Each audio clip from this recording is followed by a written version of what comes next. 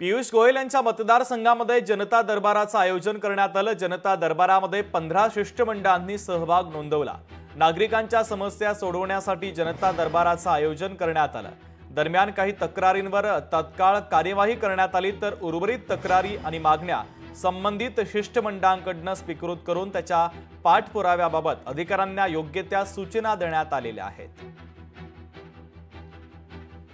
अतिशय चांगली प्रतिक्रिया आली आणि तुम्हाला आश्चर्य वाटेल, आज या ठिकाणी 3 अशा केसेस म्हणजे 3 व्यक्ती या ठिकाणी आल्या। एक मुलगी जिचा ऍडमिशनचा विषय होता, ती MBA फायनान्स करते आहे, पण तिला जी काही मदत झाली तिने अक्षरशः या ठिकाणी आभार मानले। तिच्या डोळ्यात पाणी होतं। सर्व नागरिकांची 1 to 1 बोलले, प्रत्येकाची समस्या सोडून घेतली।